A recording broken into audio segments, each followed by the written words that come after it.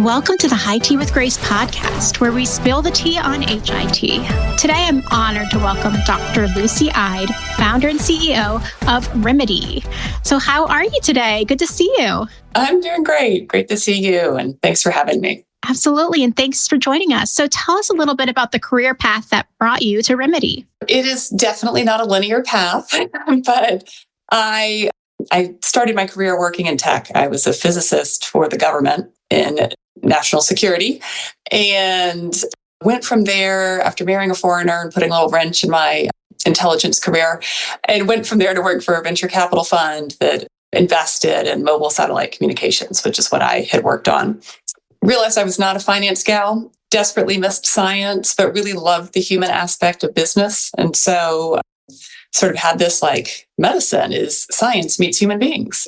What a perfect place. And planned to be an academic clinician, got an MD, PhD, went to train in OBGYN, loved it, except that I found the operational side of medicine maddening. And specifically, I was there when all the EHRs went live for the first time, and it felt like this major miss of like the world of possible and then the actual execution. So I decided, I talked to my colleagues and said, this is awful. We should do something about it. And they're like, not my job. I got to take care of patients. So I decided to jump over to the technology side and see what I could do to make it better. What a cool path. And I love that you just kind of were like, yeah, let's go get my MD, PhD. That's pretty incredible.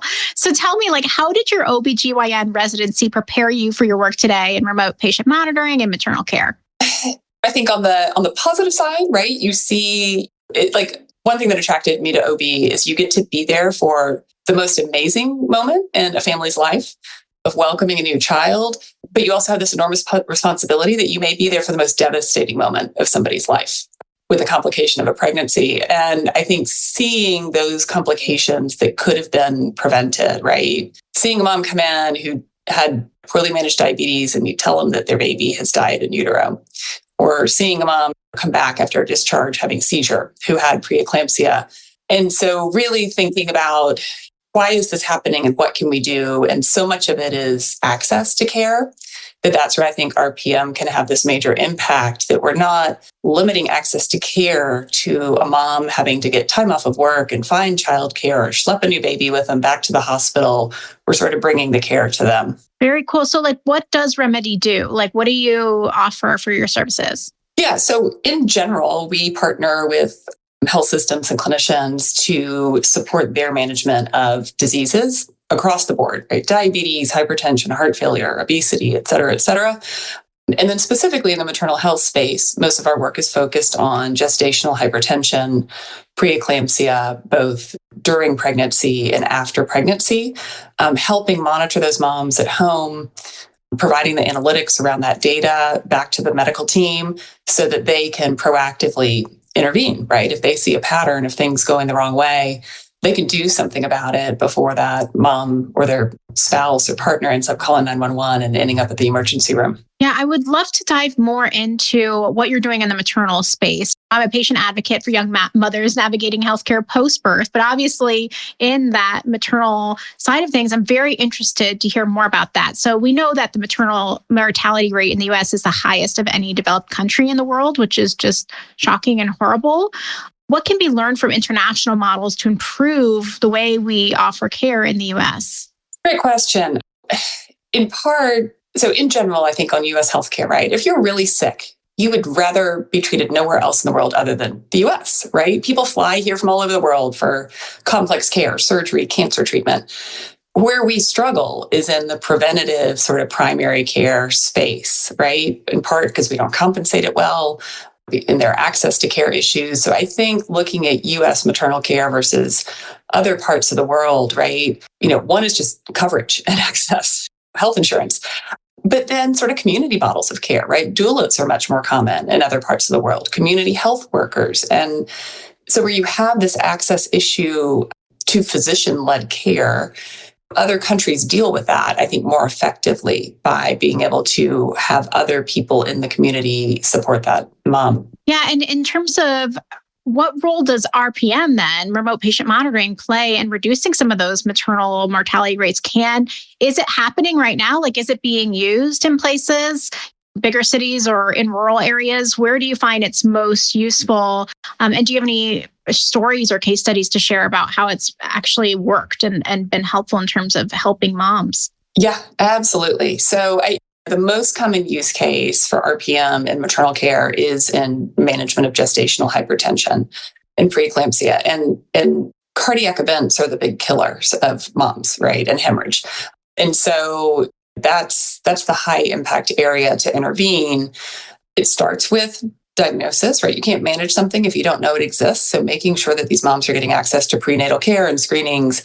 But once you identify somebody who has elevated blood pressure in pregnancy or at the time of delivery, the follow-up is incredibly important, right? And a lot of people don't know that more events happen following delivery, adverse events, than during pregnancy. And I think a lot of people think like you're in the clear, right? If you had a problem with your pregnancy, once you deliver, like problem solved, right? And unfortunately, that's not the case. There's this high risk 6-week period where, that mom can have a stroke or another event, which is really devastating, obviously, for her and her family. And so we're working with academic medical centers. We've done a lot of work with Boston Medical Center, working with USC and South Carolina to support their programs, really to intervene to try to change the outcomes. One of the things I love about the work at Boston Medical Center, Safety Net Hospital serves a really diverse patient population, is they've been really intentional at looking at their data around accessibility of this intervention, right? Because there are huge disparities in different socioeconomic, ethnic groups in terms of outcomes. I know here in Georgia that the outcomes are about twice as bad if you're a Black woman versus a white woman. And so one of the things they've been able to show and present in their data is that engagement is equal across all ethnic and racial groups. Wow. RPM and with the technology, right? And that says a lot because that's our first issue of like, can we provide equal access to care? Then we need to provide equal treatment of those individuals who are able to access care. And maybe the last thing I'll say is often in RPM, you're looking at reducing utilization, right? You're monitoring a population of patients with heart failure or general hypertension or diabetes. And the measure of success is can you improve their outcome and therefore decrease their healthcare burden, right, of complications or hospitalizations. Postpartum management, gestational hypertension is a little different. Like you're trying to find that mom who needs to engage with the health system, right? Maybe adjust their meds at home, but often bring them back into the clinic or bring them into the ER before something happens and prevent it. So those like N of one stories that happen in these programs of like, this mom was asymptomatic. We have to remember these moms, I have 4 children. So like, I remember this well, right? You're home with a newborn. You might also have a toddler. You're the last person you're worried about. You're worried about your new baby. You're worried about your other children. You're worried about the people who are coming over to see the baby, right? Who were supposedly helping you, but they're actually causing you more work. And they don't notice that they might feel a little off, or they may feel nothing and have a dangerously high blood pressure. And these teams pick it up and they call that woman and they're like, I need you to take it again. I need you to come in and see us. So it's awesome. Wow, that is awesome, especially because it's somebody else being an advocate for you in a time where you're advocating for everyone else. And I think that's just such a beautiful thing to be able to be so predictive with data and analytics to help women who really are in a season where they're taught that they just have to ignore their needs because other people all have needs and rely on you. How do societal perceptions of motherhood and gender roles influence the quality of maternal health care in the US? And what would it take to shift some of these cultural narratives that we have right now? I mean, I think if you start with the fact that we don't have a universal family leave policy in the US, right? And you compare us to a lot of these other countries. And I think what that says to me is we really discount like what it is, the miracle that has happened, right? Of women giving birth, right? And it takes an enormous toll on their body. And then that just trickles down, right? Of many women don't have paid leave. They need to get back to work to provide for their family. That furthers what you just referred to of sort of this like, don't worry about yourself or take care of yourself last kind of mentality. And I think you pair that with other perceptions, right? And why there's a wage gap and all these other aspects. And it's kind of no surprise that we do so poorly on managing women's health outcomes and these statistics. Yeah, it's almost like the data and analytics take the guesswork out of that process almost too. It's like, you need this. That's what the data says. Go in, get it fixed. Or this is how you need to continue your care. It's really interesting to think of it that way. What steps do you think can be taken to alleviate some mental health issues when it comes to women trying to pursue care and pursue health for themselves? Do you feel like there's a behavioral health aspect as well, that women can be better supported through analytics and data and remote patient monitoring?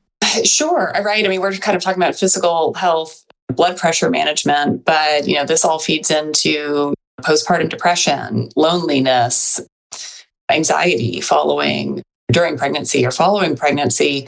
And we know those things are tightly related, right? If you're feeling overwhelmed, if you're feeling depressed, you're less likely to pay attention to other aspects of your health. And so I think through these programs and sort of having a more consistent engagement with mom, then you're much more likely to pick up on any of those struggles that they're having. One thing that the group in Boston has done that's been really great is they've had us set up the program so that the moms get a notification, a text message around engagement or around a high blood pressure reading in their native language. So we know from their electronic health record what their preferred language is. So if their preferred language is Spanish or Haitian Creole, and they take a blood pressure reading and it sends it in and it's high, getting a message in their native language really helps them feel seen. It helps it feel much more personal. And they've actually been able to document that they get a higher engagement rate and response rate from those non-English speaking moms when they get that message in their preferred language. That is fantastic and just so inspiring, by the way. And I love how personal that is too, for them to see it and understand it right away, not have to even question, what does this mean? When they're trying to figure out the next steps. So when you're thinking about this space 5-10 years down the road, where do you think innovation has the most opportunity, and what needs to change to make sure that you can really lay the groundwork for this to happen in more areas in the US and beyond? Yeah, I mean, that is a great question. And I think it ties into some of your prior questions around sort of barriers and interventions, because unfortunately, behavior follows dollars in healthcare, right? And so much of the way that our health system operates is dictated by the way we reimburse physicians and healthcare facilities. And so there's a large disparity in coverage for this, right? Most low-income moms are covered by Medicaid. And that's dictated at the state level. So we see huge differences in policy at the state level. And that impacts directly these women. And so I hate to say it because that's not something that changes incredibly fast, but the policy needs to change. We need to provide some form of payment for providers who want to do the right thing for their patients. I fundamentally believe that. All of my colleagues, nurses, doctors, pharmacists, it's an amazingly dedicated group of professionals. They all want to do the right thing. We just have to make it possible to do the right thing, because it's no longer a technology issue. It's an affordability issue. It's an access issue. It's a care delivery model. But, we won't solve this problem of maternal mortality until we sort of start at the top of that pipeline with education, access to family planning. Some women, imagine you have a high-risk pregnancy with complications, preeclampsia, and your family decides, we're so lucky that we had a healthy delivery and mom and baby ended up okay. And we don't know that we want to have more children because that was really risky. Well, a lot of women end up not having the access to that choice that they should have. And then you get somebody with a repeat high-risk pregnancy that has to be managed. And that can be incredibly stressful, right? Because they've been through it once before. So we've heard that as well from the providers we work with, that in recent months, the past couple of years, is a lot of access has changed to women's health services. They're seeing it. They're seeing more moms come to their clinics who are very high risk, who were not aiming to have another pregnancy. Yeah, it seems like sometimes it's like, oh, this is a grassroots problem, but this is really just a huge policy problem, in addition to all of the other societal perceptions and impacts and cultures. Where do you feel like innovation can really play here in terms of like making things better? Are there more disease states you're looking at? Or are there other areas where you feel this could really also impact in addition to what you're doing in the maternal health space? Yeah, I mean, I think when we look at what is the future of healthcare, this idea, to me, it's like the banking industry, right? I'm old enough that when I was young, you had to go to a bank if you wanted to do a banking transaction. And then we sort of moved to ATMs, and now we all do it on our phone, right? On mobile payments. And I think a few years down the road, we'll sort of look at healthcare of like, gosh, do you remember when you had to make an appointment and go to the doctor's office to get any help with your health, right? And so these sort of virtual care models, asynchronous healthcare, where you're not on a video, but you're just able to share data and get advice back, I think all of that will become very mainstream. My hope is that that happens while not disintermediating the relationship between the patient and their doctor. I don't believe that we need to move to just direct to consumer on demand healthcare and nobody has a relationship with the doctor anymore. So that'll be the beautiful future to me, when innovation and technology enablers help us rethink and restructure the way that healthcare is available. I just love that. And that concept too of keeping that relationship open and having technology enable that. What a great concept. So my listeners love to hear about trends in the space. So thank you so much for being so generous with your wisdom. But they also love to learn leadership tips and tricks from these amazing women leaders in the space like yourself. So can you tell me a little bit about things that you do in your life to help work your best and make a difference, either on a personal side or professional side, however you want to see it? Yeah. So number one, I think I'm at my best when I'm surrounded by people who I have a shared vision with, right? I really feed off of that energy, whether it's my team or often I think of the client as being part of my team. And we can really be collaborative and be creative in addressing a problem. So team is so important, and culture fit. And I think culture fit with your client, right? Or we work with some pharma and other partners. That is a hugely important part. Second, so I've been doing this for 13 years now, and a lot has changed in healthcare. And we sort of had this vision originally that we've stuck to, but like we were really early in the adoption cycle for thinking about remotely monitoring patients at home and proactively managing them. But like how you stick to your vision and find your voice. And people come in and say, wouldn't this be easier if you just went direct to consumer? Wouldn't this be easier? And being able to find that confidence to say, but that's not the problem I want to solve. Like, this is where I think I can make a difference. And even if it's hard and even if it's not fast, I'm gonna stick to this. So I often have kind of a theme song at a particular time in my life. I am totally here for that. And I want to know what your theme song is. I was actually thinking of writing a blog about this in March, because the company was founded in March. And so we do a little celebration every year. So I've had a variety of very different theme songs. For a while, it was Jay-Z, Empire State of Mind, which seems totally weird. But I was on a plane and I read in the magazine on the plane, his story. And I was just so impressed by the determination, right? And what he had overcome, and just the sort of, I'm going to do this, right? I'm going to be successful despite. But just a few weeks ago, so I have to disclose, like, I'm not a long-term Swiftie, right? I have nothing against Taylor Swift. I think she's great, but I just was never sort of on that bandwagon. And I was at the gym and Shake It Off came on. And I was like, I know this is about men and dating. And I was like, but this is kind of my life, is the entrepreneur, right? Mm-hmm. Like, you just got to shake off all that negativity and the haters and the non-believers and the dead ends and just keep going. Yeah. Both are amazing songs. So you have great sense of music, a great sense for music. And I'm really thrilled about that. And we'll play the song here so that you guys can all dance along to it too. So I'm wondering if you could give your younger self a piece of advice that did not listen to Taylor Swift, but maybe should have listened to Taylor Swift. But what would you tell her? What piece of advice would it be, personal or professional? If you could just look at your younger self and be like, this, you need to know this. Personally, like, give yourself some grace. You don't have to get it all right.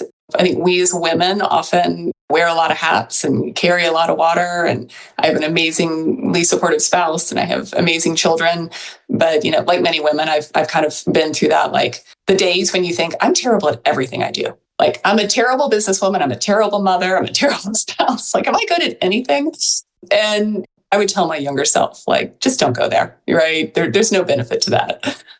Oh, I just love it. It's like, it is. We can't do it all. So we have to really lean into our strengths and fill in the blanks, right? With people around us that have those other strengths that can help us be the best. So it's a really great piece of advice. So to finish this conversation off right, where can our listeners find you online? They can find me at Rimidi, RIMIDI.com, and they can find me on LinkedIn. So Lucie Ide on LinkedIn. That's terrific. Now, before I forget, did you happen to bring tea with you today? I did bring my tea. Yay! So tell me about your tea or your mug. So I love a Yeti mug because whether it's tea or coffee, I'm like a little bit insane about my hot drink being hot. Once it cools off, if it doesn't have a top, I totally lose interest. I'm actually the same. I need it to be perfectly like temperatured because I sometimes will make it early in the morning and they keep it like hot all day, which is pretty awesome. Well, thank you so much for joining me today. It was great to have you on the show. And I'm just so grateful to have been able to learn from you. And I'm just cheering you on as you move forward your vision in this healthcare technology space. Thanks, Grace. And thanks to you folks for joining us too. Check out the HITea With Grace podcast for more great interviews with amazing guests like Dr. Lucie today. Cheers. Like a Girl Media is more than a media network. It's a community. We want to meet you and amplify your voice and the voices of outstanding women innovating in healthcare. Interested in starting your own podcast or hosting an event near you? Connect with us online or in person. We're here to support and empower you.